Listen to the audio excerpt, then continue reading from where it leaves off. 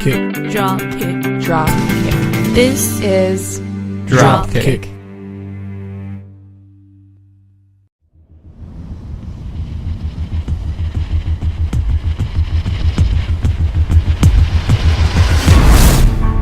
Every day, I wake up knowing that the more people I try to save, the more enemies I will make.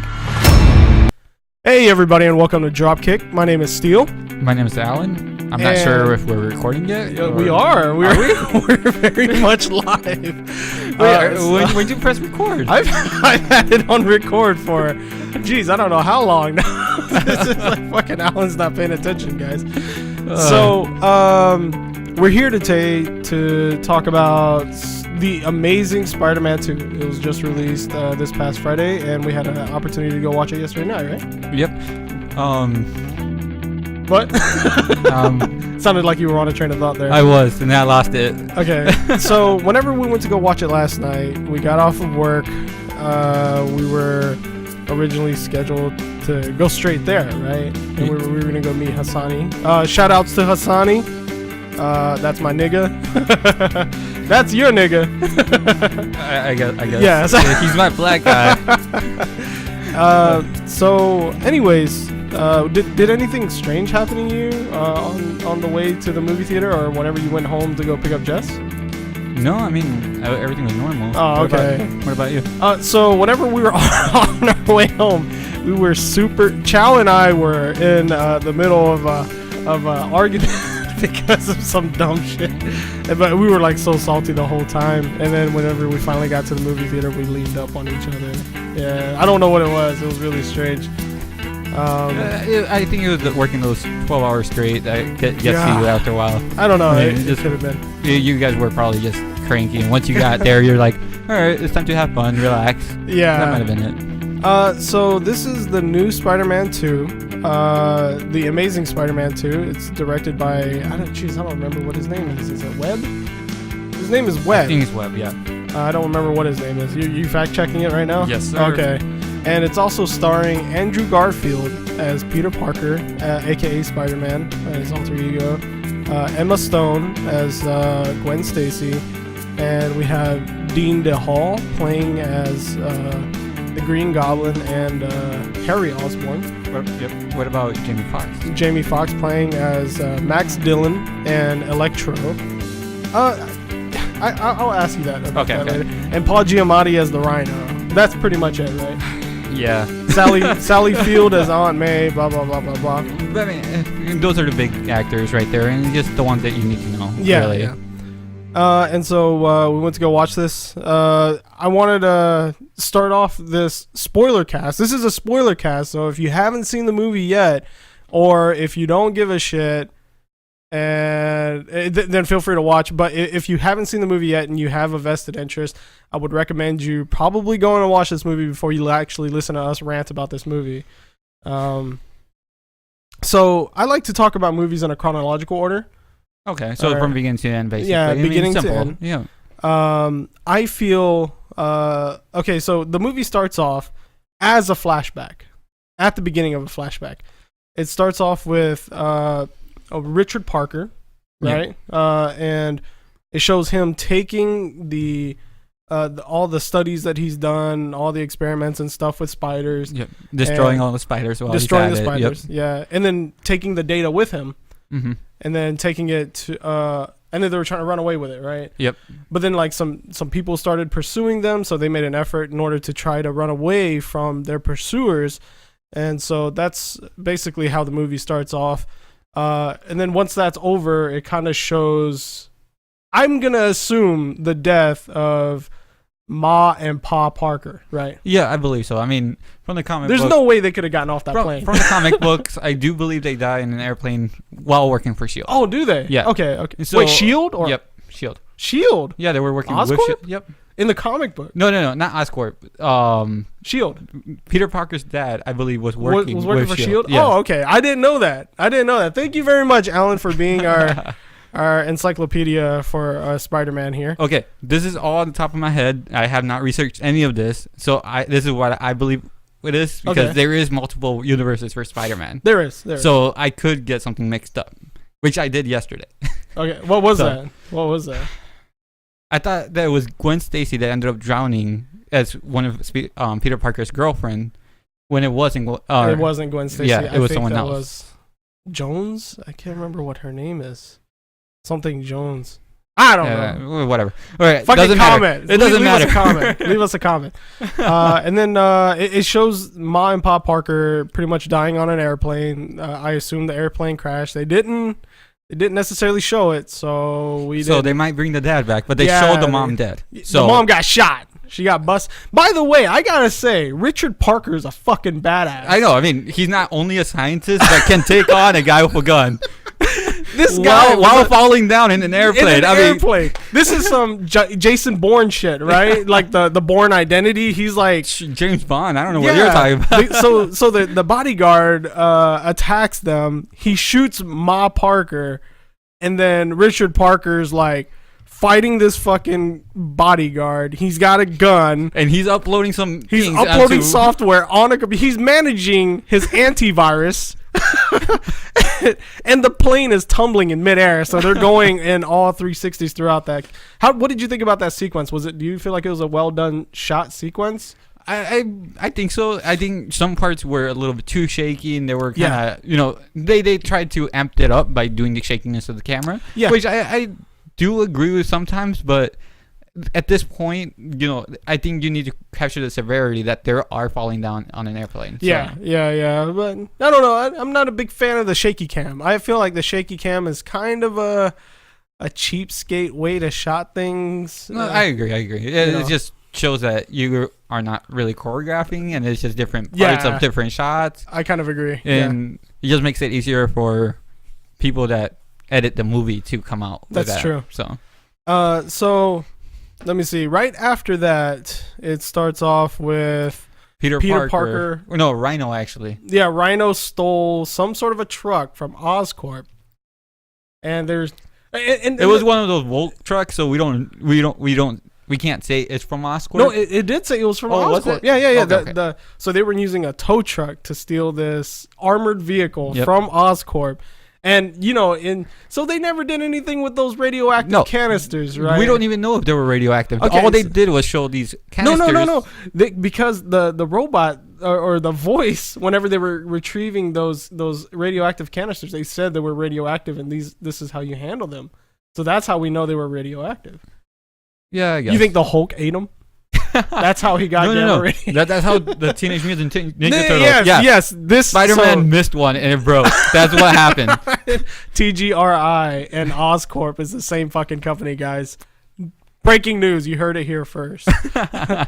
So let me see. He stole an Oscorp truck, and this is where Spider-Man starts to shine in the beginning of the movie. Yeah, and It jumps straight into action. Yes, and then you get to see Spider-Man's quirky side right away. Absolutely, And that's yeah. what everybody I loves agree. about Spider-Man is him being quirky, which in here they kind of show a lot of it, or enough of it. I think Spider-Man was portrayed as a very, very, and I hate to use Deadpool as an example, but he's very Deadpool-esque, except he's not as NSFW as Deadpool.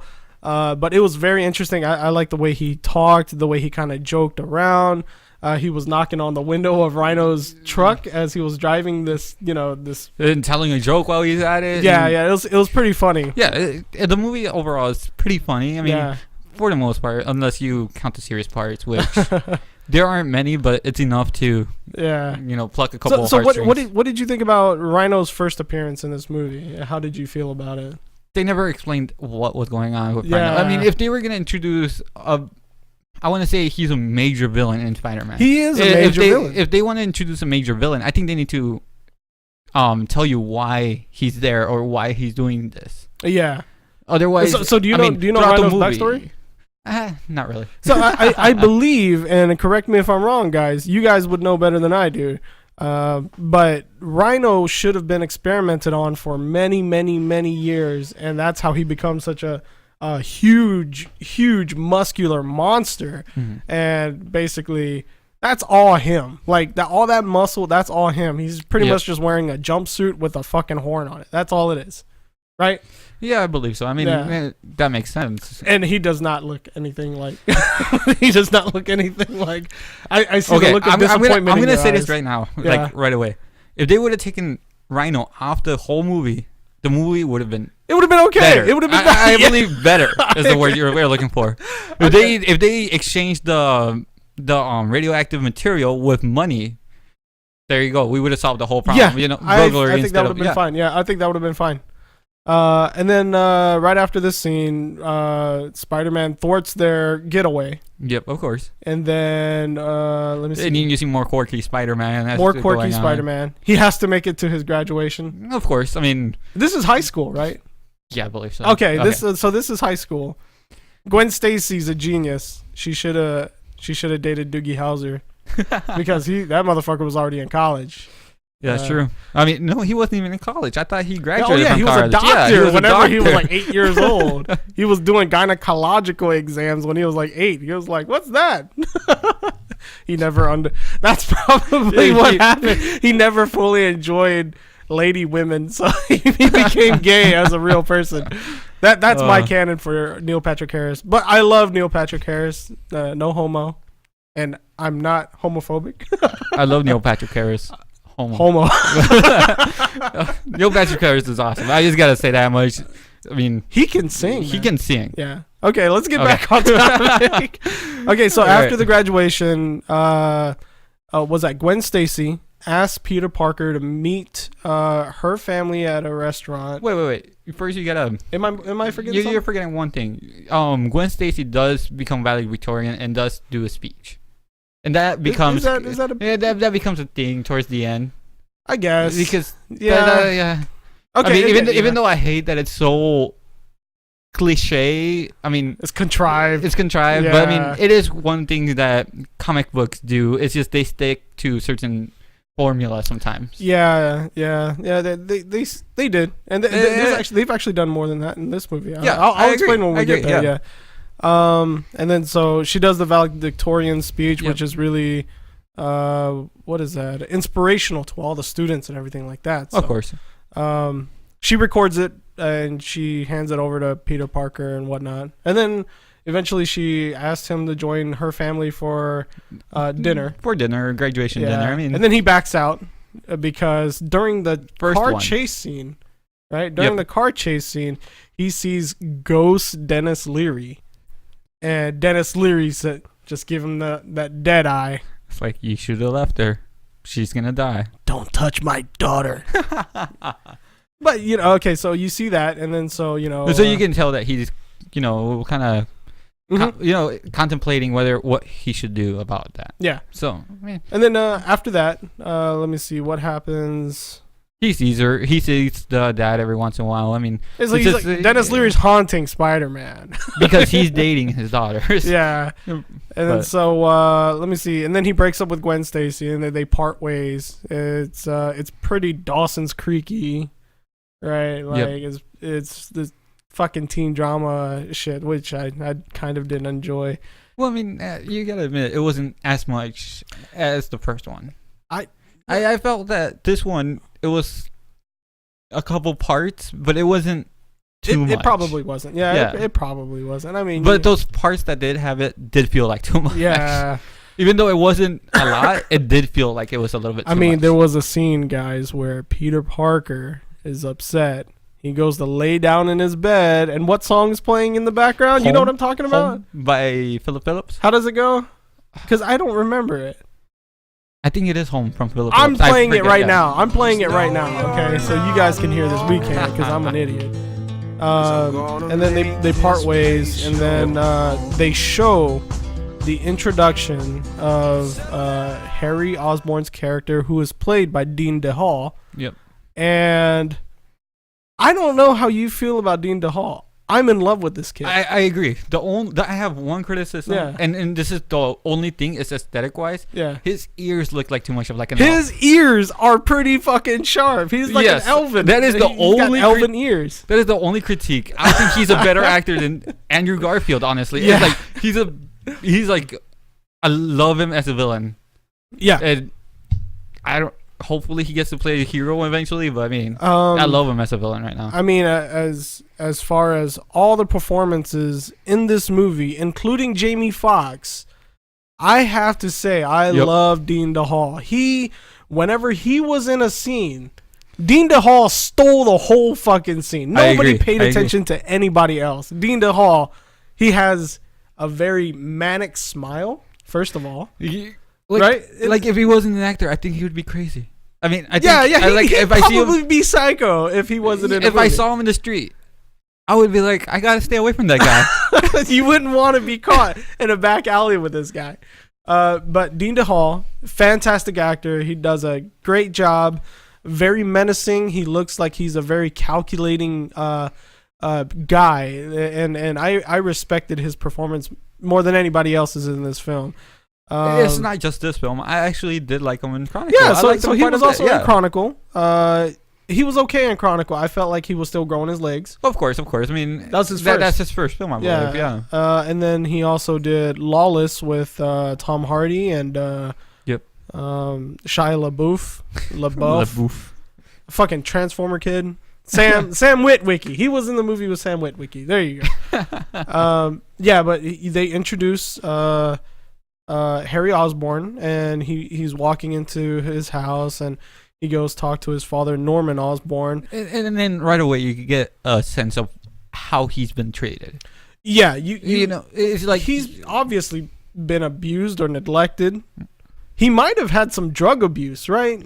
Well, I mean, I think because of the abuse or neglection, he went to drugs, right? Which would make sense. I mean, it's just psychology, you know. I felt like I felt like that was probably the case, and so he got shipped off to boarding school when he was 11 years old.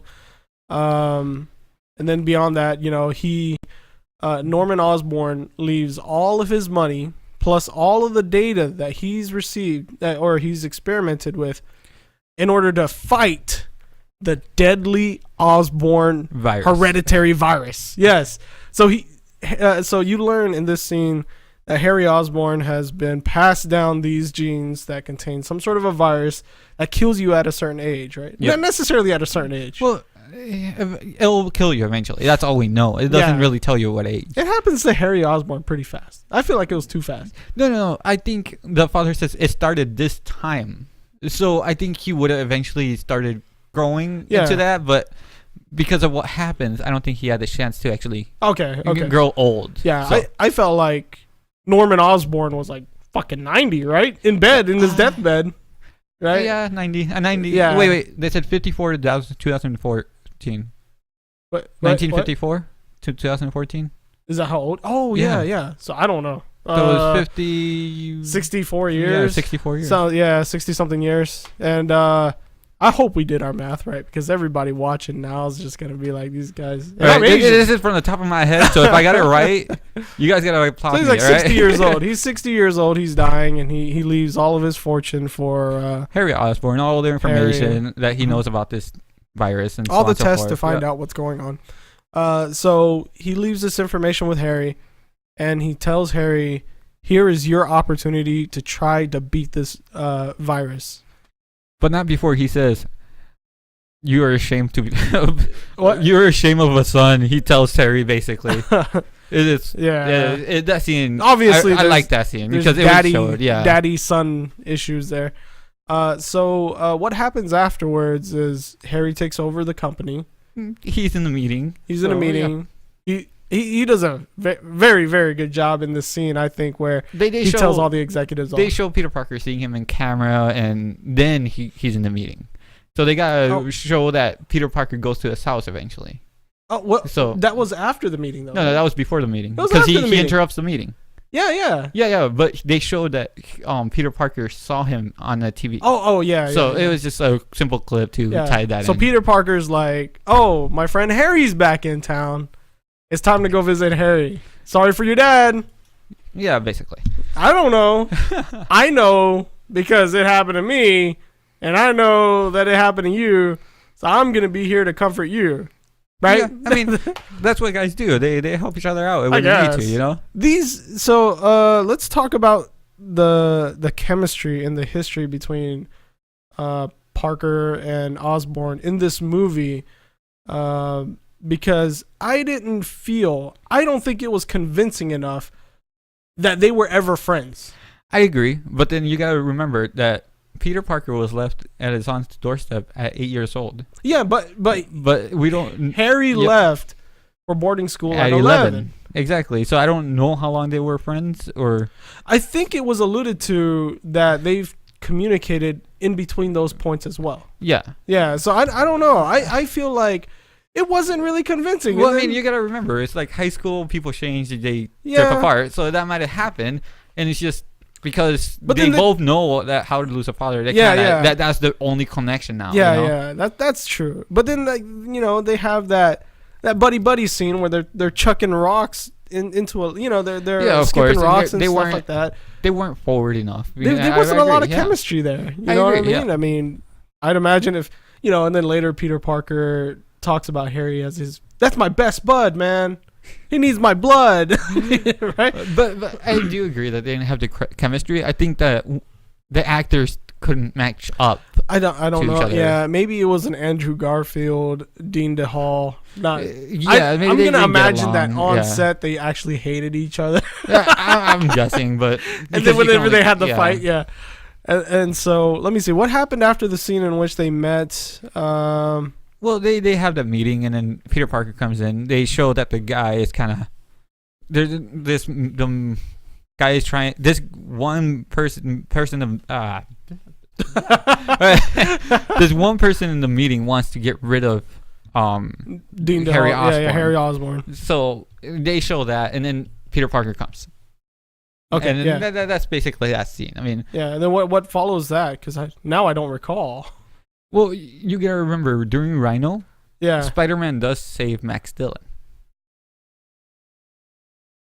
Is that right? Yeah. Yes, oh, shit. We totally forgot about that part, right? So when he saves Max Dillon, he says, hey, you're my friend. And you're my eyes and ears. Yeah. I mean, you can tell right away that Max Dillon, which is Jamie Foxx, is playing a character that has no self-esteem at all. Yeah, very lonely guy, very sad. Maybe highly underappreciated. Yep. Very smart, but you can tell that he's been taken advantage of by everybody. Yeah. And he works for Oscorp as one of their electrical power grid engineers. Yep. Yeah, like I want to say he's the main one because they've said in the movie a couple of times that he built their infrastructure. Yeah, of course. Yeah. Well, no, he didn't. He made the plans for it, but someone stole their plans. Oh, okay. So he was never given credit for it. He was never given credit, so you can, people know how that feels. It's like you do something, someone else gets the credit. That's almost everybody. It's everywhere you work. Yeah, of course. Hey, you working at what is that? McDonald's. Harris Teeter McDonald's. Yeah, we know you made that burger. Nobody else did. It was all you. We're only talking to McDonald's employees right now. I guess so. All right. Okay, so they show this guy, and they show how mistreated he was by everybody around him. But Spider-Man is the only one that gave him that acknowledgement. Yeah. He's the one that actually called him by his name. He's surprised that he was called by his name. I think so. One of the most important bits about that is that Max Dillon. Well, Spider-Man had delegated Max Dillon, who was Jamie Foxx, who eventually becomes Electro, a responsibility. Yes. Right, and so that's what attracts Max to Spider-Man so much. Right? Of course, and you can tell that he builds so that kind of builds that obsessive. I mean, they showed a scene in which he's talking to himself. He's talking. No, he's talking. To his imaginary friend. That's the next scene, by the way. After Harry Osborn. Okay. So they show that he's getting ready for work. He's shaving. He's doing all his routines. Morning routines. Pictures of Spider-Man everywhere. A little doll, a voodoo little doll of Spider-Man on his wall, and he's talking to these pictures like the real Spider-Man is there. Yeah. And then he opens his fridge, sees a cake, and he's like, "Oh, you shouldn't have." Like someone got it for him. He is. You can tell that he's emotionally scarred in a way. Yeah, but he has grown a fondness and attachment to Spider-Man, and he looks at Spider-Man as like his best friend. It's like an idol, almost. Yeah, he idolizes him. Almost a god, honestly. I think. Yeah, and so let me see, and then it shows Gwen Stacy, going to Oscorp, and she has an opportunity to meet Max Dillon himself. Yeah, on of course. the As soon elevator. as it's birthday, and, It's his birthday. and then she calls him Max Dillon. She Yeah. remembers his name. And as soon as that happens, he tries to go, "Hey, you remember my name?" Yeah. But as soon as he gets those words out, elevator door closes. She walks out. But So- that's to show kind of how His mentality is that he will follow people that kind of acknowledge him, appreciate in a way. him. Yeah. I feel like people like there's very few people that actually acknowledge him as a person, and therefore he gets attracted to those types of people. Yep. Let me see, and then once that happens, what's next? What happens? You after really that? don't remember this movie, do you? I really don't. I can remember bits and pieces of it, but in complete chronological order. Like if I were to, let me see, I would say the next part would be, I don't know. I guess that's whenever the accident with Max Dillon. Yeah, you're right. Okay, So, I mean, what happens is they're all leaving for work. Everybody's leaving. it's a special holiday or something. No. Oh, no, it's his birthday. So he wants to go home. Everybody wants to go home on their Yeah. birthday. Nobody wants to work on their birthday, but he's a dumbass. He doesn't get it off, But but he's trying to go home, but his supervisor stops him and says, "Oh, go fix this." By the way, is played by B.J. Novak. Oh, he looked like such a dick. And that's all I'm saying about that. If you watch The Office or if you saw Inglourious Bastards, he was in those movies as well. Well, yeah, but No. okay. So he gets sent to fix this power electrical problem that they had. And what happens is There's a loose wire. there's a loose wire. He connects it, of course, doesn't turn off the power, doesn't do anything to prohibit an accident. And you can guess, he gets electrocuted, falls into a tank of eels. The eels try and eat him. I like how they're telling you that if you fall into a bath of eels, you will become Electro. Well, no, they never really tell you what happened. Yeah, they don't, but I don't know. He got electrocuted and fell into a bath of eels, and then he got electrocuted some more. No, he died. He He technically died. Yeah, technically he did. So this happens while Harry and Peter Parker are hanging out. Oh yeah. So yeah. and then while they're hanging out, you see that the one board member that didn't want Harry to take office is actually in the office in a black van, spying on them, making sure that Harry doesn't trying to catch Harry doing something stupid. And then they're talking about Dylan and how he died, and they were gonna use that as a tool to get Harry off the office. Oh yeah. So they conspire to hide the death of Max Dillon and accuse Harry Osborn of it, so that they're able to kick him out of the company and take it for themselves. Of course. Yeah. I mean, well, villain doesn't want that. I don't think those guys were bad guys enough. They were CEO bad. Right? Yeah, but they knew were of everything CEO what was bad. going on, and Yeah. I believe that. Yeah, they can eventually get there. But they eventually show that Max Dillon wasn't. Well, wait a minute. He escapes. No, wait. No, he's taken to the morgue, basically. He's taken to the Right, morgue. but There's a now- body of ash. Yeah, of course. Yeah. But what happens then is like Peter and Gwen Stacy scene comes up. Which was it? The one in which they're trying to talking, reunite? yeah. And then Okay. Gwen Stacy gets some news while she's in Oscorp is that she got accepted to Oxford. Oxford School. Yeah. Oxford. All right, Oxford. So while they hang out, she tells Peter, "Hey, I'm going to Oxford. I'm going to go to England. I'm moving on. So I'm sorry we can't see each other. We can be friends, but Mm-hmm. yeah, you can." Every high school boy responds the same way. "Why are you leaving me?" Yeah. And So naturally, Yeah. there's isn't that what leads to the teenage scene? yeah. Okay. So during all this, they do a cutscene where they show Electro finally getting up. Wait. So What did we forget? This is in this scene. This is the first time that they showed his spider sense Yep. being That's true. used in this movie, and But this is a little bit later because they're still talking. yeah. and so on, There so. was another one. Yeah. But I mean, I'm just saying that the spider sense scenes in They this actually movie are bring really, it a little really bit, good. and they did it pretty well. Yeah. You can tell right away what it is. if you're a Spider-Man fan. If you're not, you can possibly put it together, but for the most part, it was done really well. So Electro is getting up. Yep, he's in the morgue. He's getting up, breaking off the skin that he had, the burnt ash, and you see him all blue. I mean, simple as that. He grabs his clothes and runs out. I thought he looked like Dr. Manhattan in this scene. Yeah, I agree. And I wanted to see blue penis. I wanted to see blue penis. I was severely disappointed. You know what I'm talking about? There were multiple scenes when they could have done blue penis. Yeah, but they didn't have the balls like Zack Snyder does. But then again, that movie was rated R. Yeah, so this was PG-13. So Electro gets out. He gets out. He learns that he can take electricity in. Mm-hmm. So he's looking at the... He's hungry. There's hunger. Yeah, of course. That's like his food. So what he's looking for is just some power strip in the middle of Manhattan. Or New York. Mm-hmm. Was that New York? Yeah, I think New York. Manhattan, yeah. Okay. So he goes to the middle of New York to get some wires and so on and so forth. But while he's there, he's walking towards the middle of New York. The Spider-Man sense kicks in. Mm-hmm. And that's... in the middle of a conversation with Gwen Stacy, he disappears. Like, literally, the only thing there was his jacket and his backpack, and he's gone. Mm-hmm. Yeah. And then, well, shows up in Times Square. Yep, and then Jamie Foxx grabs the wires and is eating basically. No, he found it in a grating, right? Well, yeah, of course. Yeah. I mean, he finds them on the ground. You don't want to be like, he walked up to a 120 volt outlet and just like started... you know, no, he's just grabbing them, and then that flows electricity through him, and that's what he wants. Mm-hmm. So he absorbs a large amount of power there. It attracts the attention of a police officer. Yep, of course.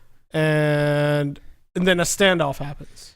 Yep, because he's a blue person and police officer. Yeah. I mean, it's pretty obvious. If I saw a blue person, I would probably be like, "Whoa, guys."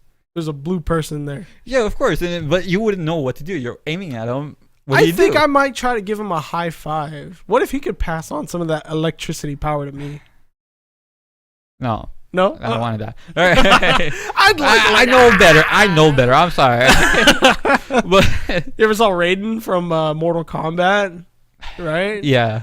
Oh my god! You know, he like flies across the screen. I want to do that. That's the shit right there, man. Yeah, I mean, it would be cool, but you gotta take in consideration that you might die. Yeah, you might die, and you probably wouldn't be able to have sex with somebody without killing them. Yeah, that's true. You know? Came, they all fried.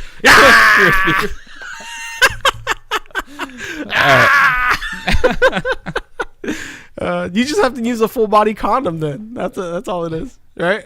A rubber suit. A rubber suit, yeah. But like, I don't feel anything. I could go for 18 hours straight. Yeah. So there's a confrontation. He flips over a van at one point because it's about to hit him. He's in the middle of the street. Yeah, and then after he flips it over, police start shooting at him. Yep. He freaks out, and basically a plasma ring or electrical ring, and then just blows everything apart. And this is where Spider-Man comes in, saves a cop, and then he starts talking to him. And this is where I really like Jamie Foxx's performance. Mm-hmm. I think he had a good this is I think the best performance he did in the whole movie was just the back voices he was hearing. He acted that it was like whispers in his head. Yep. Yeah, right. Yeah. Back voices. Yeah, I mean, but what happens is he's talking to Spider-Man. It's like, don't you remember me? And Spider-Man's like, yeah, I remember you. And he just tries to act it out. And while he's getting him calm, he's calming him down. He moves a little bit for electrical reason, I believe. I want to say something shocked him. Oh, he stepped in a puddle. That's what it was. Yeah, he stepped in a puddle. He shocked of himself, basically. And he moved where there was a sniper that was told, shoot this guy if he moves. Mm-hmm. So he gets shot. He freaks out. Goes after the sniper. And then everybody portrays him as the bad guy. Mm-hmm. So everybody's rooting for Spider-Man. Of course. And then all the cameras that were on him are pointed at Spider-Man, which now nobody knows him. He says, I want to be known, not I want to be seen kind of thing. Mm-hmm. That's his feeling in this movie. And Spider-Man is trying to calm him down, and he's hearing whispers in his head that say, kill Spider-Man. He's not your friend, or, kill him, kill the spider, and so on and so forth. Now, this is where I have a problem with the movie, Okay. and especially with the Electro character. In this throughout the first half of this movie, Jamie Foxx's character is completely enamored by Spider-Man, and within this 10-second scene, Jamie Foxx's character flips completely, and he's like, "You're no longer my friend. I'm gonna electrocute you." And I felt like, wow, this is turning too quickly. He didn't have like a small but slow and steady change. It was all too sudden. And Yeah, I I felt agree. like it was like they didn't explore the character. And not only that, but the scene in which they actually started showing the live feed on like the cameras and stuff, on Yeah, of the course. screens and stuff.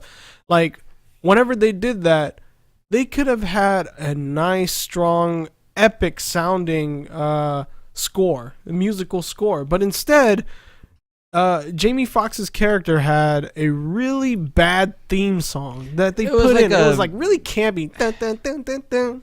Yeah, You it was know, kind of like- like a Skrillex kind of. No, not that part. Wait, no, which no. one? Now the Skrillex and the dubstep came whenever he went on full force badass, Yeah, of right? course. But there was a theme in which they put that was like kind of like, it was very childish. Oh, okay, yep. No, I don't know if you remember it, but it was like he was, I don't know, it was very, very kiddie, and like I didn't like that theme, and I think if they would have put like a nice epic musical score behind this, it would have made the scene, it would have enhanced the scene to make it much, much better. Yeah. But I feel like they neglected to do that because they wanted to keep him as kind of a dorky character. You know what I mean? Yeah, of course. And so I was severely disappointed in this scene. I was like, "Whoa, what the hell? That sounds terrible." All right. Well, this is my take from that scene because I enjoyed that scene. I wasn't disappointed with it, Mm-hmm. but the reason I kind of liked it, and for the most part, was that during that scene you can tell that Electro just wants to be seen, but once someone takes that away from him, he gets mad. Mm-hmm. And it's when he gets mad, he finds out that, well, he implants this thing in his brain that says, "Hey, this guy's trying to take it away from me. He doesn't want me to be known. He's my enemy." Uh-huh. And in that time frame, he comes up with the whole, like, what's it called? Shoot. Uh-oh. What? Uh-oh. You lost your train of thought. Oh my gosh. We're not cutting this either. This is hardcore. What's up, Joe? Oh, okay. Now, what were you talking about? I was talking about Electro and Spider-Man. Okay. You're talking about the fight scene? I was talking about them in Times Square talking. Okay, yeah. Okay. Now I remember. Okay. Okay, but it just shows that, it kind of throws that out there that once you get power, the balance of your kind of like brain, not your brain, Yeah, your train of thought kind of goes to something else. But I mean, my argument is that it just happened within a like a 10-second period. He got shot at, and then he accuses Spider-Man, his hero, mind you, of betraying him. Which I do agree that it was too short, but I mean, I do think that they Now, could have. if he would have slowly evolved into that character, I think it would have made him a much more dynamic character. And I think they needed more a couple developed. more scenes where he was being shot at, and then maybe something, and Spider-Man not coming or something like that. And just or Spider-Man hurting him. I don't know. Something like that would have been fine. But for this, I think it was fine. But I think they should have taken out Rhino, and then they could have put that more in.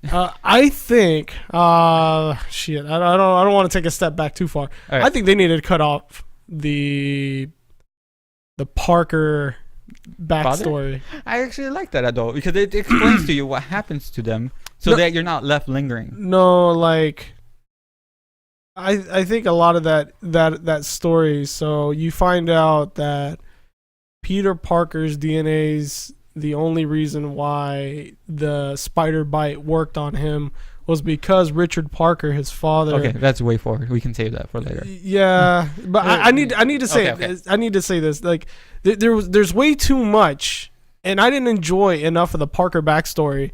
And I felt like if they would have cut out those scenes and better developed some of the villains, it would have made this movie really, really good. Yeah, of course. Okay. I mean, so continue about this. What you were saying is a little bit forward, and we'll get to that when it comes. So, all right. So they were at Times Square. Yeah, they were fighting, and then Electro gets beaten, of course, and he gets taken to jail. Period. I mean, solitaire and so on and so forth.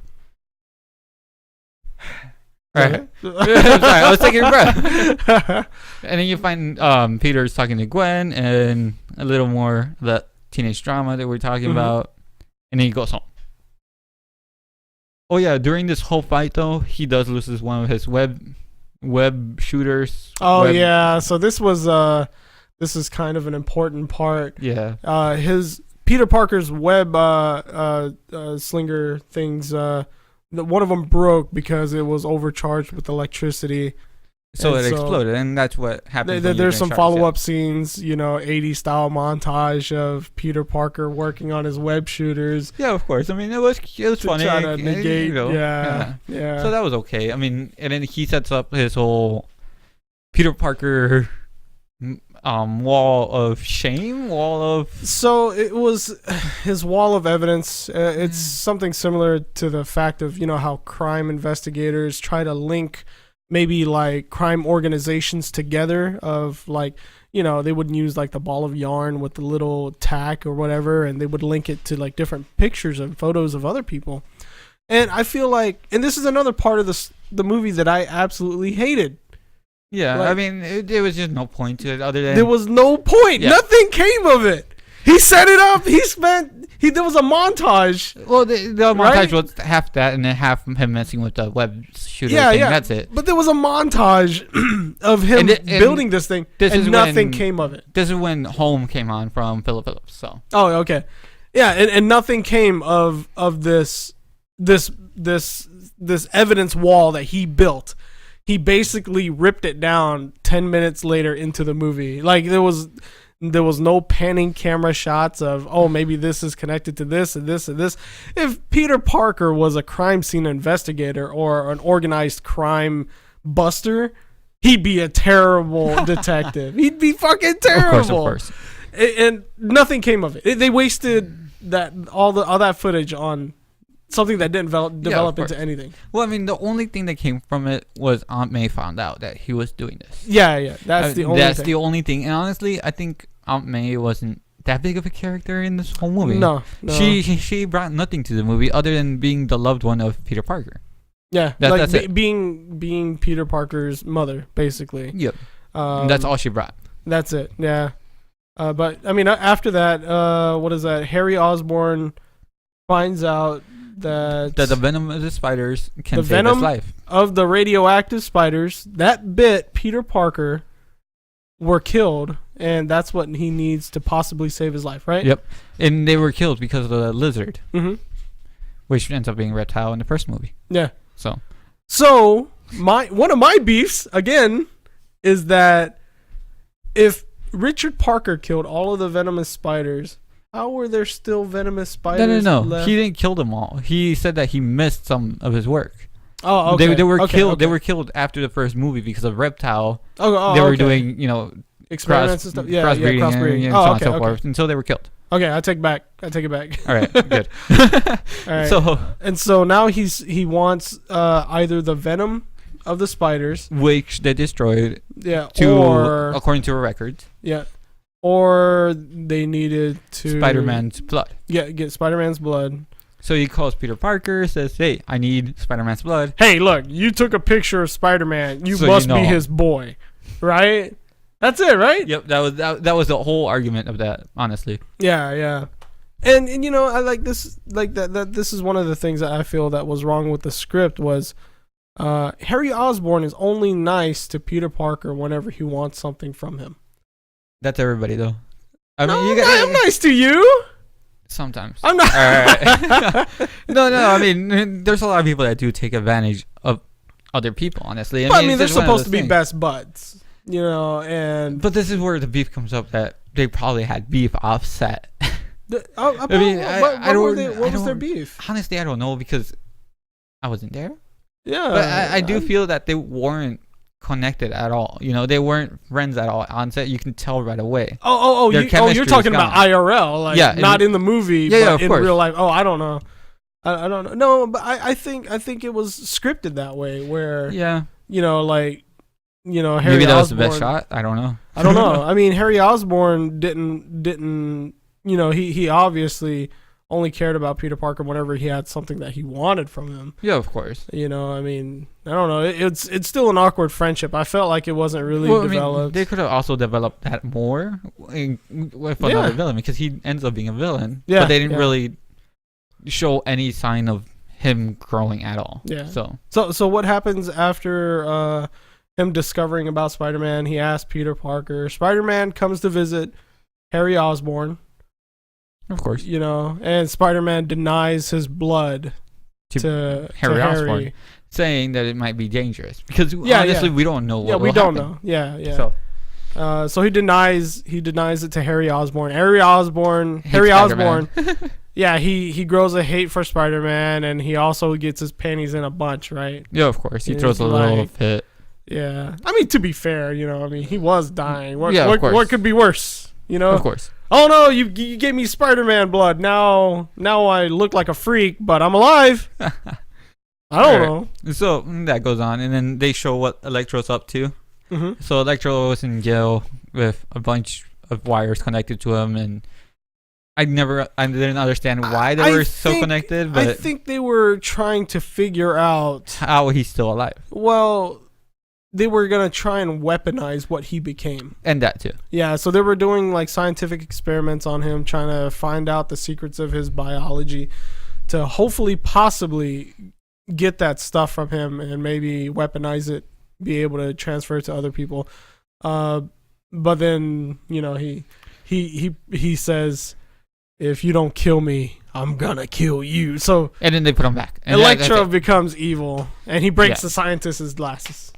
Snap.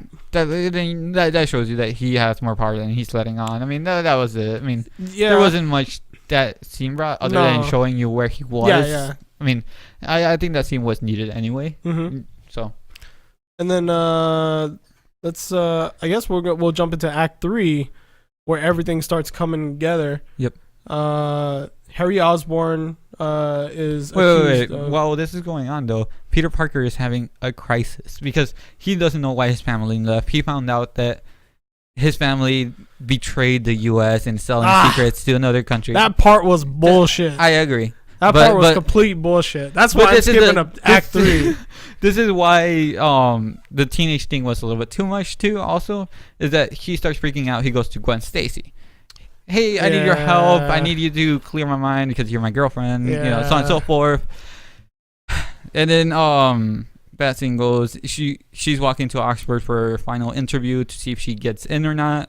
No, let's skip that scene because I thought that scene was kind of funny, but no. I don't think it's relevant. No, I agree. I mean, it shows that she's finally moving though. But the thing is that I wanted to talk about is him finding Roosevelt, which in the beginning they mentioned we don't know what it is until he finds it, and it's up being train station. Okay, yeah, okay. That's right after. That has nothing to do with the Oxford thing. But he was talking to Gwen Stacy, and it was just him being all crazy, and it's just kind of broken. That's all that was. Peter Parker has his crybaby moment where he's throwing shit. Yep. And he finds a bunch of coins inside of a calculator. There you go. And he finds this stupid ass fucking subway train. Which belonged to his father, apparently. You have to drop one of these tokens into this turnstile, and it magically lifts this subway, this subcar, out of the ground. These hydraulics stayed active for 20 years. And then the lights turned on. Yeah, and then the lights turn on. And then you're able to read all of the experiments that they did. I mean, they show you the video in the beginning. They show you the clip. I mean, it was... it was... It's extremely, it was just hey, guys, we need to build all of this crazy, dumb shit just so that we could... Show this one video. Do this one video. Yeah, exactly. And not only that, it's just so, we only did this just to prove this, even though it doesn't matter. Yeah, of course. But here's the one thing I gotta argue with you with. Yeah. I liked how they tied in the beginning of the first movie to the beginning of the second movie. I still don't think it was necessary. I mean, it explains what happened to the parents, and it shows what the father was up to while the son was looking for him. That was the only thing I liked. I still feel like there was no conclusive evidence. Nothing helped. If anything, it hurt the pacing of the movie. And well, I think it got you prepared. The second one got you prepared for what? For the movie. Huh? The action part. I mean, the second beginning. The second beginning. The beginning of the second movie. Yes. Oh. No. No. I could have done without any of that. See, we're getting into opinions. Okay. Okay. We'll save that towards the end, guys.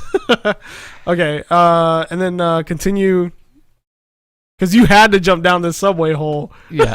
So he goes in the subway. He finds the thing. He sees the video. All right. He sees the video, and then he leaves. He watched the video. He watched a QuickTime video, and he leaves. With all of the stuff that he had there.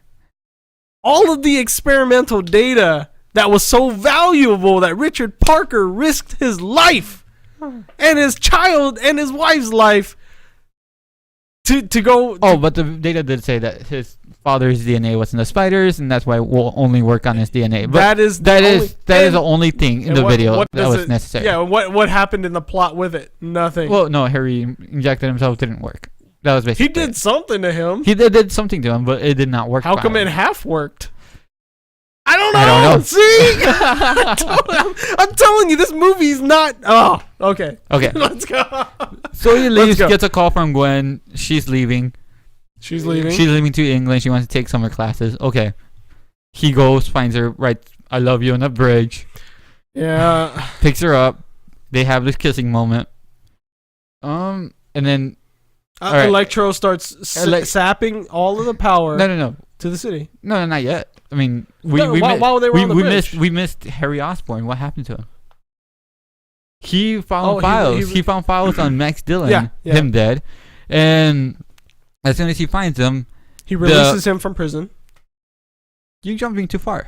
No, we don't need to go into every bit of detail. We're not retelling the story. I do want to tell one part. Is there something? Okay, I really liked. So one thing that the guy playing Harry Osborn did, as soon as he got caught, he was getting caught. Dean DeHall? No, Harry Osborn. All right. As soon as he's being kicked out, there's this moment where you go silent and you know something cracked inside of him. Like, you know, he just is done and is going to be willing to do anything at this moment. Oh, okay. I guess. I think that one feeling you got as soon as that thing came out actually made the movie for me. I think it kind of showed you his sinister ways of his methodical thinking. Mm-hmm. I think I learned that from that scene. But I mean, that scene was actually my favorite. Just that one part where everything just goes silent and you know he clicked. Okay. All right. So he releases Electro, and then Electro.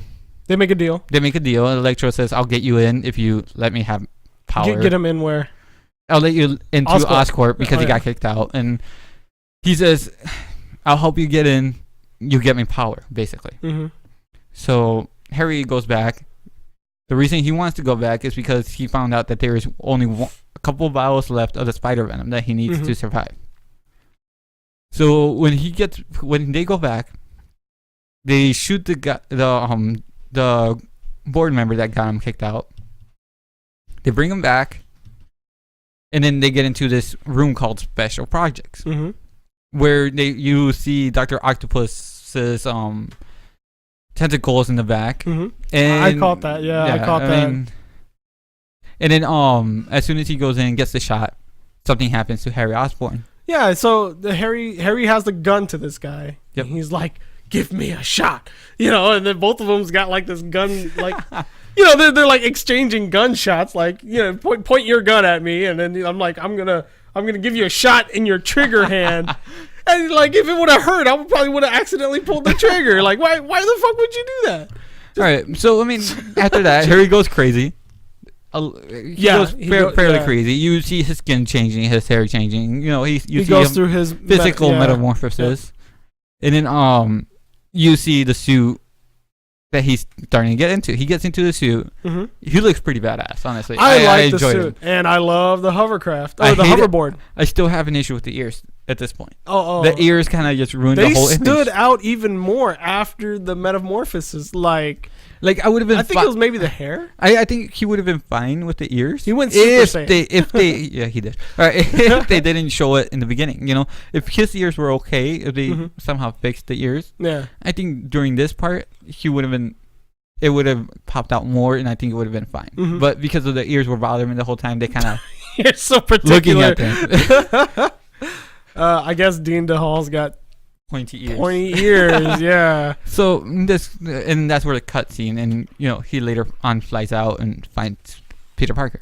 All right. Mm-hmm. During this, Electro takes all the power to the city, and Spider-Man, of course, finds a way to fight Electro, which is magnetize the web so it doesn't go back to the web shooters. That was so dumb, dude. That scene was so dumb. But I guess it was needed. It was needed. Yeah, it was needed because it was science. I don't know. Science. Science. Yeah. Right. So because Gwen Stacy's smarter than Peter Parker. I think that's all they were showing. But Peter Parker made the web slingers himself. It's like, you could have done this. Come on now. He helped the kid repair his science projects. Is that a wind turbine, man? Woohoo! Right? Come on, man. He saved this kid from being bullied by carrying his science fair project around with him. Okay. Go ahead. So they fight, and then as the fight goes on, you hear music in the background. Mm-hmm. I really like the music they were using. So let me explain what's going on here, because I don't know if you've ever heard music from Tesla coils. Yes, I have. Yeah, so this is kind of what they did. They used those coils to make Different pitches. dubstep. Yep. They made dubstep. Electro likes dubstep. Especially yes. Especially Skrillex. Skrillex. And then I guess they made a dubstep version of the Itsy Bitsy Spider. Yep. Yeah. And as soon as Cringe. No, I enjoyed that because as soon as he did that, he says, "I hate this song," and you realize what song they're doing, and you're like, "That's actually kind of funny." But it was wrongly placed, honestly. Oh, this hand is extremely heavy, guy. Oh my god, it's so heavy-handed. Sorry for the terrible pun, guys. But Okay. it's extremely heavy-handed, and they tend to do that. Yeah, of course. Like all villains do this thing where, like, what is that in Batman where Catwoman's like, a bat is nothing but a flying rat, and then she's like, oh, I'll eat you or whatever, like that. Yeah, come on. Yeah, I agree. It wasn't necessary, but I thought it was funny Yeah, if it was probably placed funny. better. It wasn't placed. It was probably part of funny. it, yeah. But do you realize that? Well, Okay, so earlier on, he puts Gwen Stacy in timeout. What? Oh, he puts Stacy in a cop car and shot her with. Everybody saw it in the trailer. Yeah. Spider-Man, webbed up Gwen Stacy's hand to the car, and she yells at him, "Peter!" And she covers up her mouth because she reveals his identity to the whole world. Nobody's figured it out yet. Nobody. I'm just shooting a hole in this movie. So as soon as he did that, he did that to stop Gwen Stacy to coming with him because apparently she is the only one that knows the plans to the whole place and knows how to reset the whole thing. It was a switch, y'all. It was a switch, y'all. So she shows up. Peter says, "Don't flip the switch unless I tell you to," because what he's gonna do is try overcharge Electro's battery. Well, I mean, like a battery. Yeah, he's gonna make him blow. I don't think you've explained what's going on here. Like, they get into a fight, and then Spider-Man comes up with a plan to destroy Electro, because in the in the compilation scene of him working on his web shooters, they explain to you that if you overcharge a battery by too much, the battery explodes. Yep. So his plan is to overcharge Electro with the backup generators, right, and destroy Electro. And so he asked Gwen Stacy to not pull the switch until he says so. And what he does is he connects the main terminals, and he gets Electro close by so that he can overcharge Electro and blow him up like a battery. Yep. So that happens, and Electro disappears. We don't know what happened to him. He just disappears. That's all we know. I want to say you do see him laying on the ground, or does he actually just germinates? Evaporates. Right? Yeah. Okay. By the way, they put a battery indicator on the side of his head for this movie. Yep. Just so that you would know how much of a charge he had left. Yep. But then the battery indicator changed sides halfway through the movie for some reason. Why? Yeah, it was after Harry gets him out of the prison, and I don't know what the hell happened, but it was just badly done. I don't like it on this side. I'm going to put it on this side. Fuck you. I'm Jamie Foxx. So, he disappears. Did you notice that? Yeah, I did. Okay. You haven't said anything about it. You also see the little things he had hooked up to his chest. They were like... I don't know. Yeah. He gets a fancy costume, though. Oh, yeah, I liked it. His costume looks nice. I like the little thunderbolts on the side and everything. I mean, it was cool. So... They kill Electro. They kill Electro, basically. Maybe he'll be back. I don't know. So, what happens is Gwen Stacy comes out saying, "Hey, we did it. Yay, whatever." Yep. Harry Osborn comes in the middle of them. No, not Harry Osborn. Oh, sorry. Green Goblin Goblin. He comes in the middle of them. Glider and armor and all. And he finds out who Spider-Man is. Wait, we all know it's Peter Parker. Well, he saw Gwen Stacy there. Yep, and then he pieced it all together. Yeah, he pieced it together. He was like... He looks at Gwen Stacy in a very disgusting way. Like, you're here? You're mine, bitch. Wait, Spider-Man's here. You must be Superman. Oh, Peter Parker. That's what I meant. Yeah. So he discovers Spider-Man's Peter Parker by putting 2 and 2 together. And so he takes Gwen Stacy. But I have to say, the first time you see the Green Goblin, and I laughed when I saw this. Like, you probably heard me chuckle. Mm-hmm. The first time you saw Green Goblin, man, Dean DeHall, he was channeling his inner William Dafoe. Like, he looked like a young William Dafoe. You know who William Dafoe is? The original Green Goblin off of the first one. He had like the smile and like the crazy eyebrows and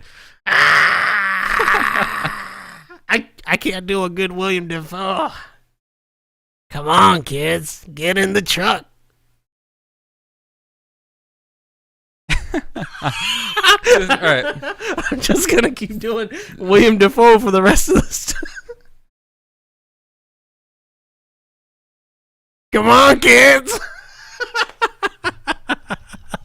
Okay. Now we're done with this. All right. So he kidnaps Gwen Stacy. Kidnaps Gwen Stacy. Takes her to the top of a tower. Drops her. Spider-Man saves her. Spider-Man catches her. They fall into the tower. They're on gears and so on and so forth. They're fighting. She falls. He saves her with web. She's hanging there, and then here's the part where there's a struggle between Spider-Man and Green Goblin. And then he somehow got Green Goblin to pass out, and Green Goblin actually drops one of those orange bombs, the pumpkin bombs. You know what I'm talking about? Yeah. What do they call those things? I don't remember what they call them. I don't remember. It looks like a Halloween pumpkin thing, but instead it's more mechanized in this movie. Obviously. And I really like that. I mean, it was cool. A good callback. Yeah. It was a good callback. It was legit. Yeah. So he gets knocked out, and then Gwen Stacy's falling. Spider-Man jumps after her, shoots his web. They're in a clock, so there's a bunch of mechanical gears that fall. Yep. Yeah. And as soon as he shoots the web, he gets Gwen Stacy. He tries to stop himself. He grabs a rod. Gwen Stacy falls, hits her head on the ground. I think you're explaining this badly. Okay, fine. You go ahead. So the clock tower falls apart. All the gears are falling from the top of the clock tower all the way to the bottom, right? And they do a really, really dramatic scene where Spider-Man shoots that one string of web. And I thought it was cool how the web actually had fingertips. It looks like it was. Yep, like it, no, like it was like a strung hand. together. It looked like a hand. Well, no, what it was strung together, so it was onto like a needle. Yeah. Thing, but I mean, it looked like a hand. Okay. That's what I'm trying to get across. So it basically it was personifying the web a little bit, as in it's gonna help something. And oh, okay, I'm gonna say this after I tell you what happened. So everybody falls. The web comes down and it saves Gwen Stacy almost at the last minute. But as it springs, it basically stops her like a couple feet off the ground. Yep. But she has like this whiplash because it grabs her by the chest and then she whips backwards. But unfortunately, it looked like she hit the back of her head on the floor, right? Yep. So she's falling down this, I don't know, I'm going to say 20-story building at full speed, and she gets stopped at pretty much like the last minute, and the back of her head hits the ground. Spider-Man jumps down there, and turns out Gwen Stacy's dead. Yep. Spoilers! This is where Gwen Stacy dies. Yep. And they drew out that scene for a very long time, and I was sitting there thinking to myself, I'm like, do they have the fucking guts to do this? I was like, she's gonna wake back up any minute here, right? Did you feel that way? Because they went on for they so drew long. it out. Yeah, because he was crying over her. I mean, he was crying. Yeah, he was stuff crying, like and all you can think about is she's gonna flutter her eyes, she's gonna wake up. Yeah. But they didn't. I went kept straight to thinking, her she's going to wake up. She's going to wake up. And then you saw the blood coming out of her nose. Yep. And then I was like, oh, she's dead. Holy shit. What did you feel about it? Oh, okay. Let's go. Funeral. All right, funeral. Shows up at the funeral.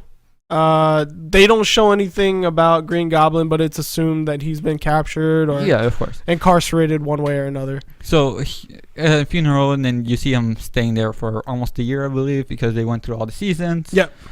So I would say he's been there. Yeah, she's been buried for a long time. Yeah, and it looked like he's kind of retired from being Spider-Man. There was a lot of the news clips and stuff saying like where's Spider-Man, where's newspaper, Spider-Man, and so on and so forth. So nobody knows what happened other than him. Mm-hmm.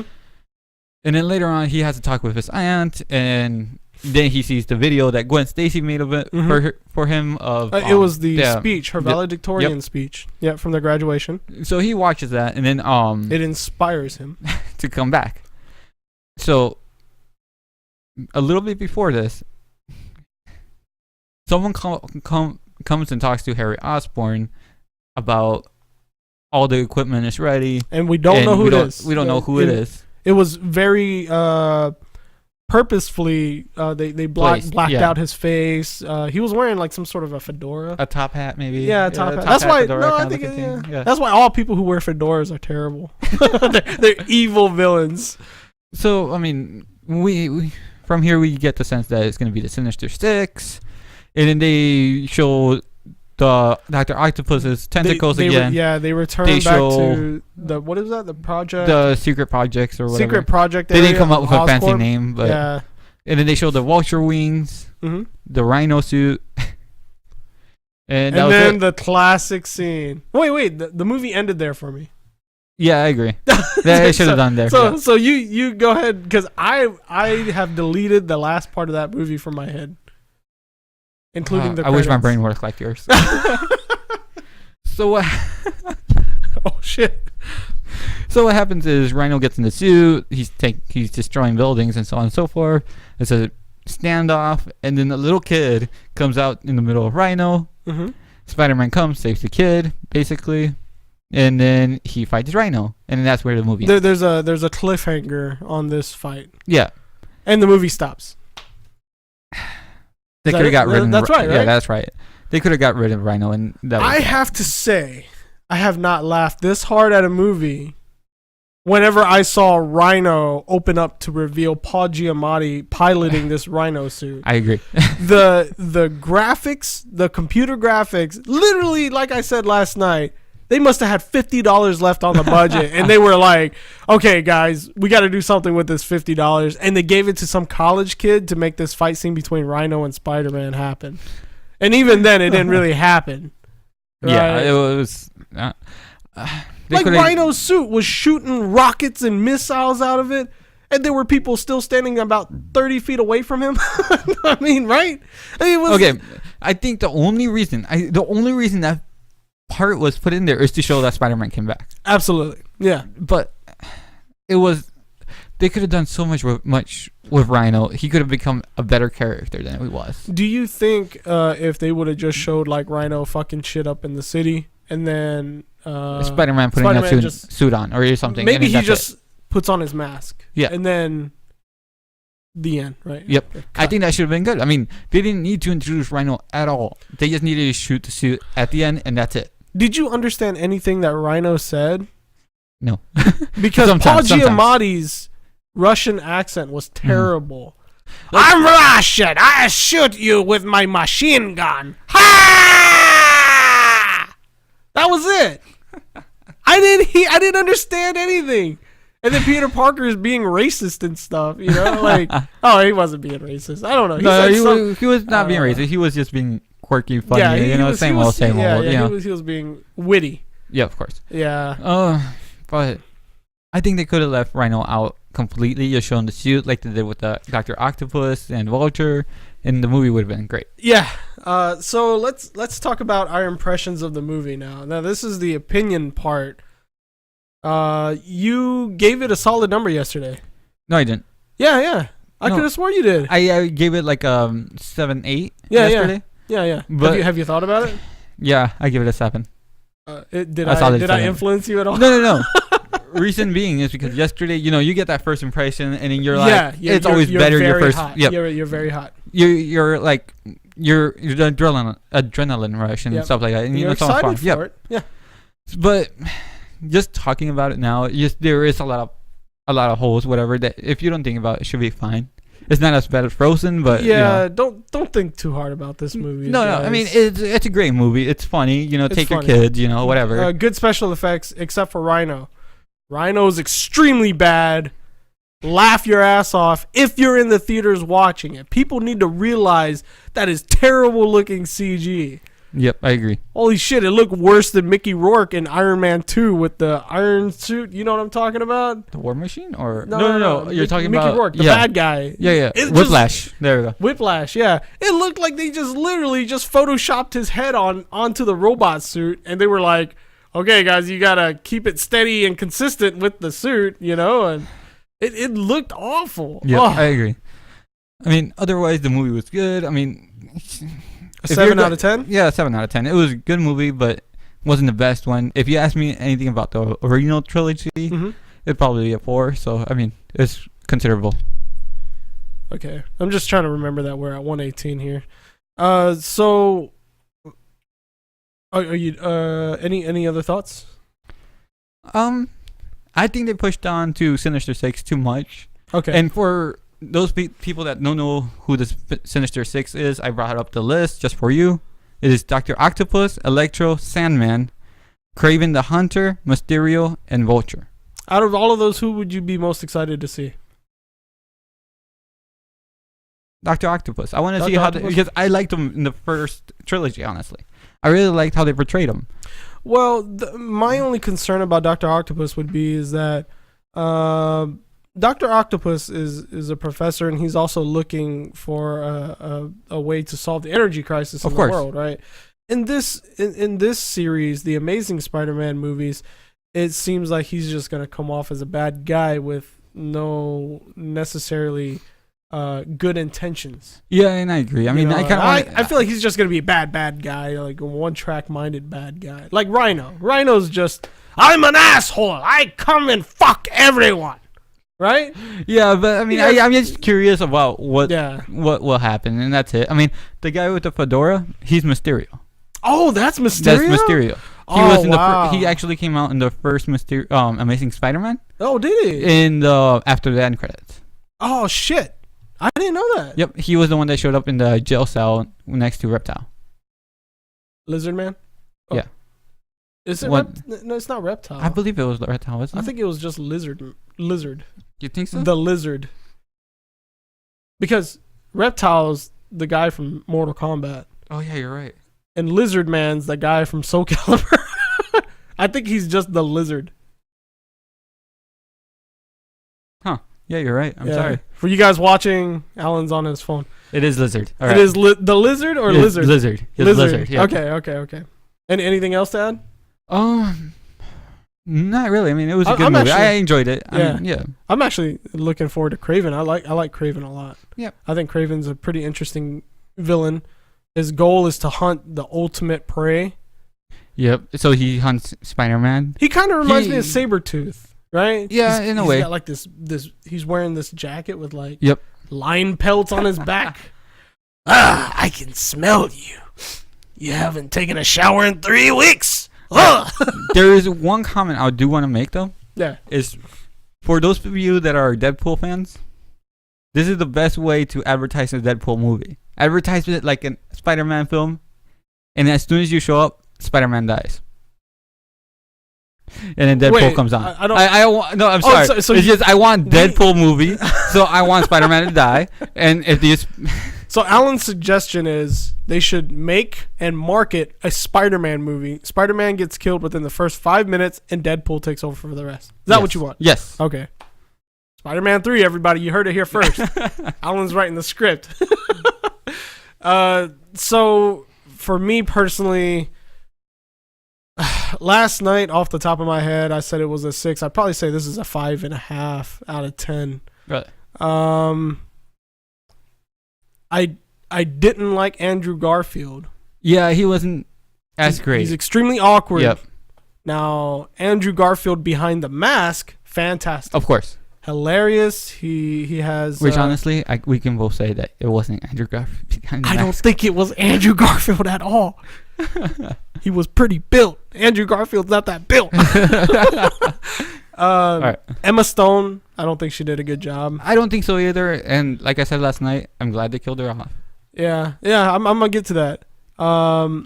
The chemistry between Andrew Garfield and Emma Stone, I wasn't feeling it. Yeah, it was. Whenever she revealed she was going to be leaving for Oxford, I was like, I don't give a fuck. Yep.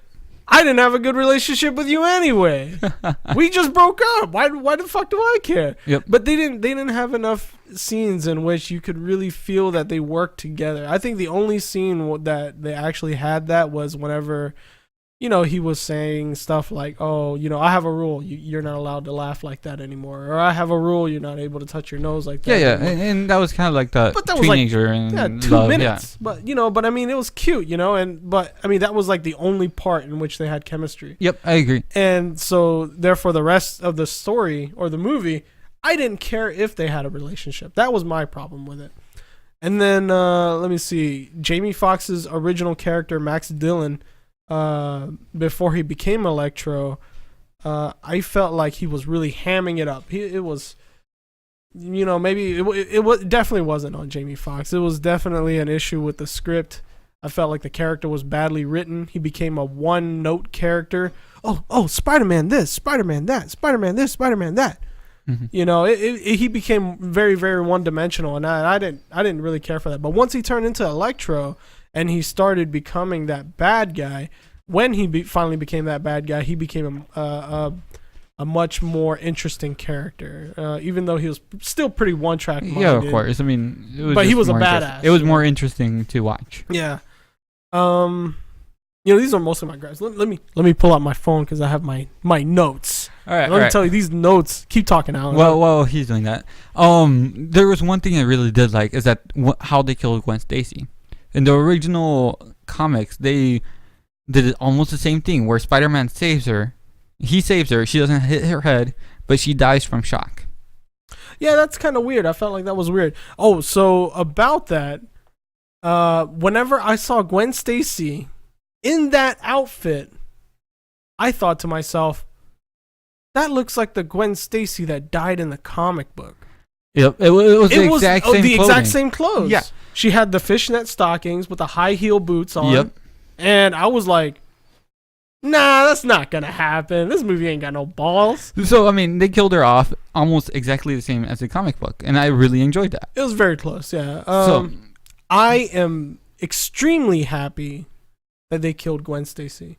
Yeah. Not because that the character's gone. I mean, I don't have that big of a problem with Emma Stone. I don't feel like her performance was that great. They killed a major character off in one of these movies. Well, not only that they killed a major character, but they alluded and foreshadowed Dennis Leary's character, the dad. Yep. They showed him 1,000,000 times, giving him the eyeball. Don't kill my daughter. And he ignores all the signs, and she dies. Yeah, I mean, it was just the consequence, basically. He actually had consequences for what he was doing. And I actually enjoyed that. I was like, wow, this movie actually had the balls to kill a major character. Yep. And they were alluding to it. Like, if she would have survived, she would have woke up, I probably would have been like, fuck. I figured that's what they were going to do. Yeah. I mean, so my notes here say, these are negative notes, by the way. Parker history. I didn't care about that. Yeah, of course. We already talked about that. Osborn history. I don't remember anything about an Osborn virus, but I mean, not that I really care. I mean, yeah, of course. But I did. You can stray from a comic book and still be a good movie, guys. Yeah, of course. But also, one thing I did like though is that father-son kind of thing, where they showed that his hands were kind of deformed, kind of like a goblin's hand. Yeah, they actually did that. It was really cool.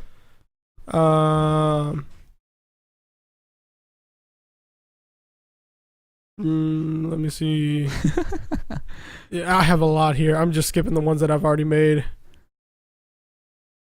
Gwen's knowledge of the mainframe. That was a switch. So it was a switch. The key was right there. It was a switch.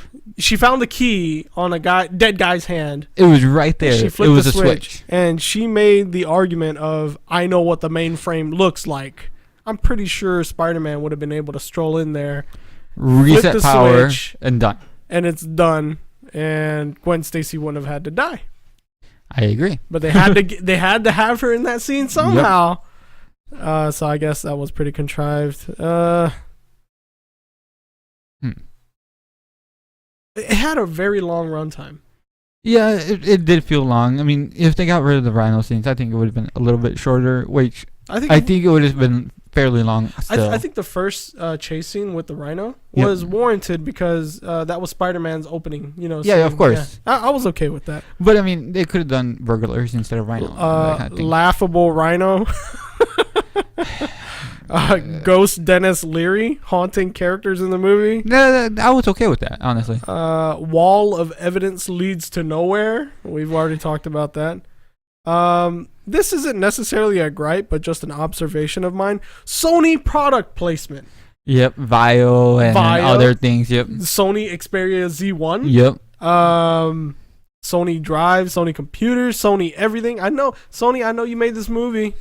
But guess what? You sold your Sony Vio laptops. Why the fuck are you showing it in this movie? We can't buy it anymore. When did they sell it? Do you know? I don't remember. They sold it to Lenovo, I think. I'm not sure. They sold it to somebody. Oh, it was a Chinese company. It wasn't Lenovo, but it was like Chinese. Do you know the time frame on that? Yeah, that was like a few months ago. I wonder if I say like 3 months ago. They probably put it in there before. Yeah, they didn't know. Yeah. But still, let me see. So some of the positives were the Spidey sense. Oh, it was well done. I really liked because they showed it twice, I believe. They showed it twice throughout the movie. Yep.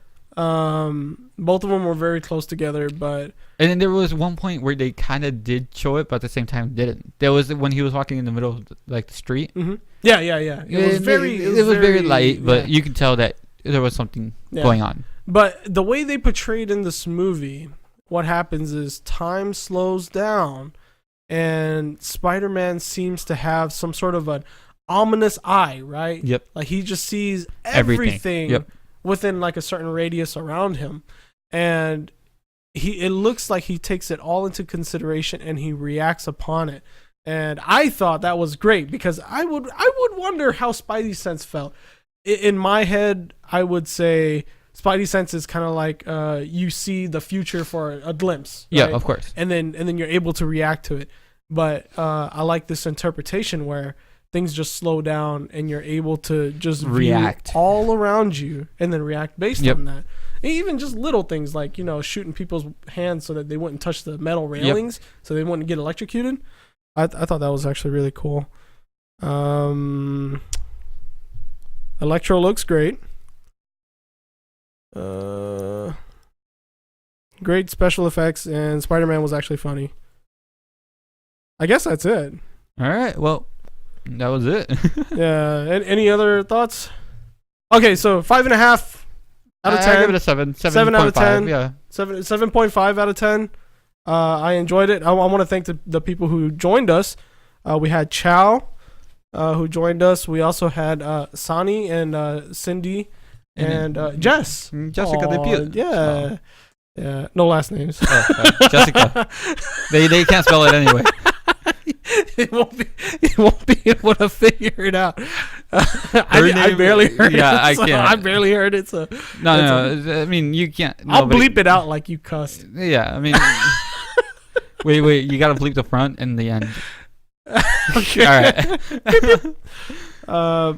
Yeah, but thank you very much for watching. I think I'm okay with this movie. It's not the best. No, but if you have kids and they like Yeah. Spider-Man, take them. If you're a Spider-Man fan, go watch it. I'm extremely cynical. I tend to like to swing towards more what is that award-winning movies, I guess. I don't know, a little bit deeper thought. But yeah, if you enjoy Spider-Man, you got little kids, go watch this movie. I assure you will not be disappointed. I do back up that Rotten Tomatoes score. I think it was currently at a 53. Yeah, I believe so. I mean, it'll probably go up, guys. It'll probably grow up. Well, yeah. I mean, I think the movie overall is fairly good. I mean, if you have kids, watch it. Spider-Man fans, watch it. They have little throwbacks here and there. Mm-hmm. I mean, it's a pretty good movie. So, yeah. All right, guys. Catch you later. I've been Steel. And I'm Alan, and this is Dropkick.